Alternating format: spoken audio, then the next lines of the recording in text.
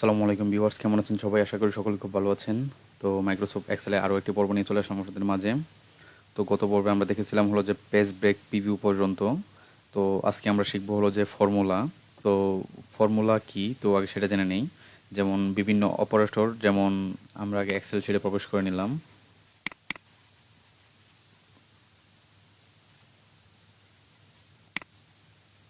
তো ফ্রেন্ডস, আজকে আমরা শিখবো হলো ফর্মুলা।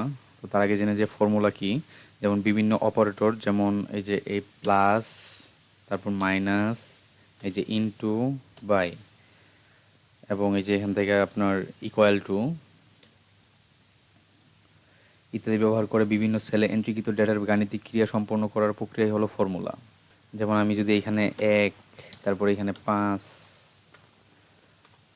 এখানে 5, এখানে 6, এখানে 78, এখানে 10, এই সবগুলোর যদি যোগফল বার করতে চাই, তো সেটার জন্য যা করতে হবে, তো আমি যদি এই সবগুলোর যোগফল এখন বার করতে চাই, তো সেটার জন্য এই যে এখানে ইকুয়াল টু, আমরা ইকুয়াল টুকে কল করব।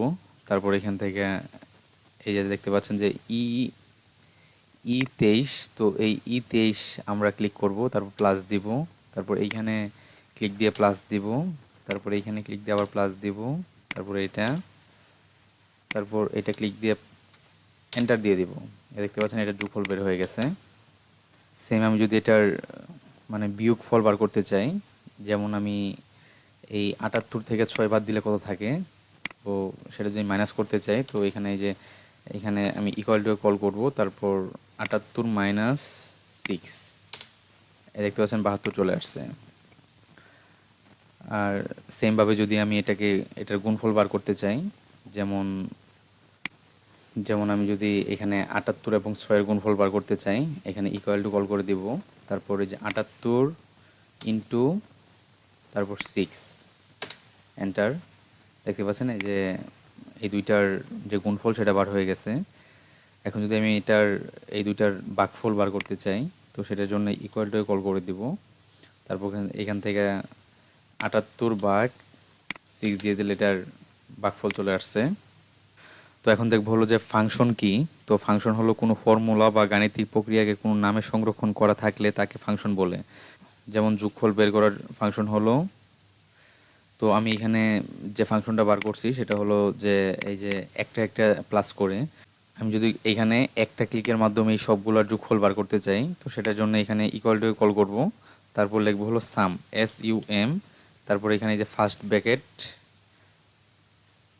তারপরে যে এখান থেকে এক থেকে আমি যে পর্যন্ত বার করবো এই পর্যন্ত সিলেক্ট করে ব্র্যাকেটটা ক্লোজ করে দিব, তারপর এন্টার। এই দেখতে পাচ্ছেন 100 চলে আসছে।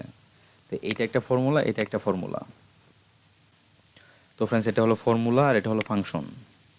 তো ফ্রেন্ডস, এখান থেকে বলো যে বিভিন্ন ফাংশনের ব্যবহার। তো কয়েকটি ফাংশন আপনাদেরকে দেখাবো।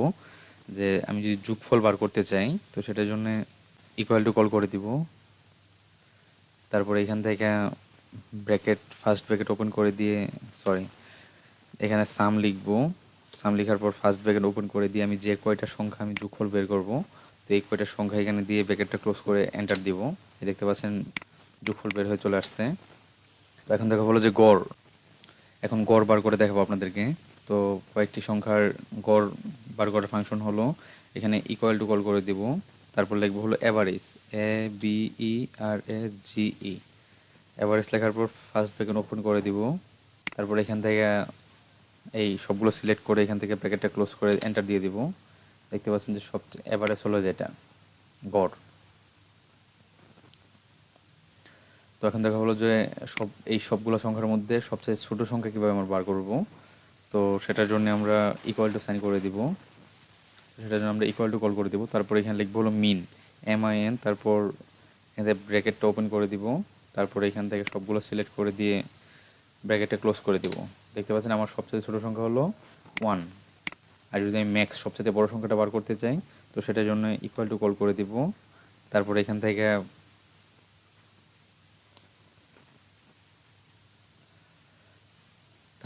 লিখবো হলো ম্যাক্স, MAX, তারপর ব্র্যাকেটটা ওপেন করে দিব, তারপর ব্র্যাকেটটা ওপেন করে দিব, ব্র্যাকেটটা ওপেন করে দেওয়ার পর এখান থেকে সবগুলো লেখা সিলেক্ট করব, করার পর ব্র্যাকেটটা ক্লোজ করে দিব। তো দেখতে পাচ্ছেন এখানে সবচেয়ে বড় সংখ্যা হলো 300। তো এখন দেখা হলো যে সংখ্যা বের করা। এখানে কয়টা সংখ্যা আছে সেগুলো আমি খুব সহজে বার করতে পারবো। সেটার জন্য আমরা এখানে ইকুয়াল টু কল করে দিব। তারপর এখান থেকে লিখবো হলো কাউন্ট, COUNT। তারপর ব্র্যাকেটটা ওপেন করে দিয়ে এখানে সবগুলো সিলেক্ট করে দিব। তারপর ব্র্যাকেটে ক্লোজ করে দিয়ে এন্টার দিব। দেখতে পাচ্ছেন আমার এখানে 11টা। তো যদি আমি এভাবে ধরি, তো দেখতে পাচ্ছেন এই যে এখানে কাউন্ট হয়েছে 11টা। তো আমি এটা ফর্মুলার মাধ্যমে খুব সহজে বার করতে পারলাম। তো ফ্রেন্ডস, এখন দেখা হলো যে বিনিয়োগের লাভ এবং সুদ বের করার ফাংশন। তো যদি আমি 500 টাকা বিনিয়োগ করি, তো এখানে ইকুয়াল টুকে সাইন করব আমি। তো এখানে ইকুয়াল টু কল করবো আমি। তারপর বিনিয়োগের উপর ক্লিক করে এখানে ইন্টু দিয়ে দিব। ইন্টু দিয়ে সুদের হার যদি আমি 5% হার হারে আমি দিয়ে থাকি, তারপর এখানে 5% দিয়ে এখানে এন্টার দিয়ে দিব। দেখতে পাচ্ছেন এই যে এটার পার্সেন্টেজ চলে আসছে। তো ফ্রেন্ডস, এখন খুব গুরুত্বপূর্ণ একটা ফর্মুলা দেখাবো। তো সেটা হলো যে আমরা আজকের দিন, সময়, তারিখ এবং বছর কিভাবে খুব সহজে ফর্মুলার মাধ্যমে আনতে পারবো। যদি আমি আজকের ডেটে নিয়ে আসতে চাই, তো সেটার জন্য এখানে ইকুয়াল টু কল করে লিখবো হলো নাও। তারপর এখানে ব্র্যাকেট ওপেন করে দিয়ে ক্লোজ করে দিব, এন্টার দিব।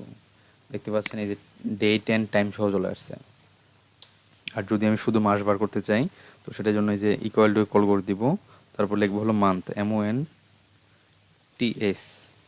তারপর মান্থ লেখার পর এখানে ব্র্যাকেটটা ওপেন করে দিব। তারপর লিখবো হলো নাও।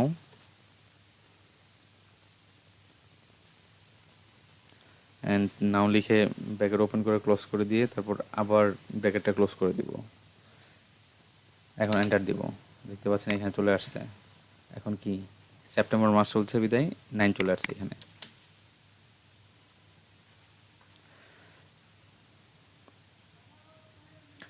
তো যদি আমি এখন শুধু বছর বের করতে চাই, তো সেটার জন্য আমি ইকুয়াল টু কল করে দিব। তারপর লিখবো হলো যে ইয়ার, YEAR।